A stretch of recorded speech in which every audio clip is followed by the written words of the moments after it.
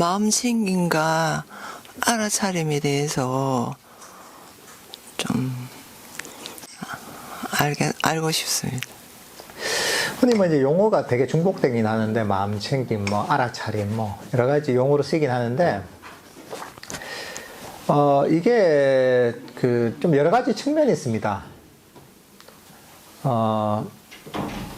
첫 번째는 보통 마음 챙김이랄까 알아차림이 강해졌다 할 때 어떤 마음이 각성된 상태, 깨어난 상태를 또 마음 챙김이라고 하기도 합니다.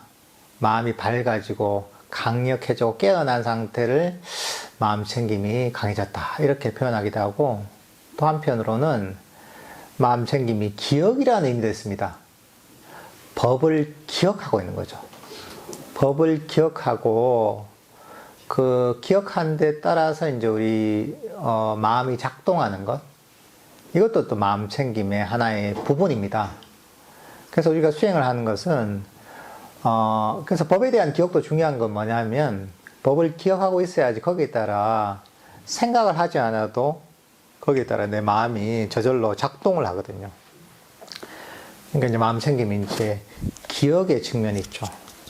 근데 이런 마음 챙김이 그럼 법에 대한 기억이 어떻게 강화가 되고, 또 아까 얘기했던 첫 번째 얘기했던 마음이 깨어나고 밝아지고 강력해지는 또 이런 상태가 어떻게 개발이 되느냐.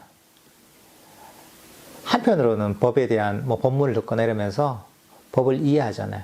이런 측면이 한편으로 마음 챙김을 강하게 만든 측면이 있고, 또 한편으로는 우리가 명상을 통해서 명상 주제를 알아차리면서 마음이 멈춘단 말이죠.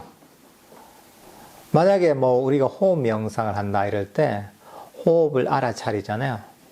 알아차리면서 여기저기로 달리던 마음이 이 자리에 멈춘단 말이죠.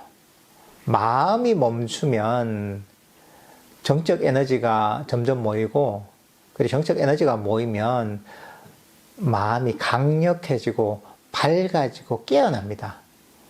그러면서 또 이제 마음 챙김이 강화돼요. 근데 잘못 이해하면 마음 챙김이 집중해서 강화된다고 하는 거 본질이 아닙니다. 명상주에 움켜쥐어서 이걸 통해서 강해지는 게 아니라, 그 원리는 뭐냐면 명상 주제를 알아차리면서 여기저기로 움직이던 마음이 멈추면서 강화된 건 본질적으로. 그래서 순수한 마음 챙김을 개발하려면 노합을 해야 됩니다.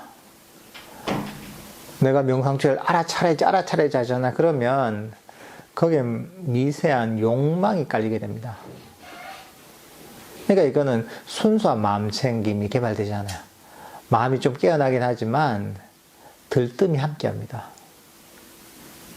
근데 우리가 아까 얘기했다시피 원함을 놓아버리고 욕망을 놓아버리고 만족하면서 명상 주제를 편안하게 알다 보면 달리던 마음이 멈춥니다.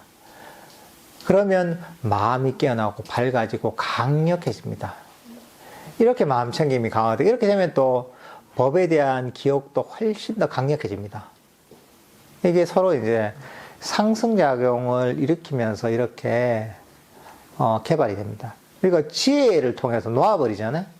우리가 명상 주제를 알기도 하지만 마음속에 일어난 뭐 탐진치를 알아차리고서 놓아버리잖아요. 놓아버리면 이것도 마찬가지로 달리던 마음을 멈추게 만듭니다. 이러면서 또 이제 마음 챙김이 강화가 됩니다.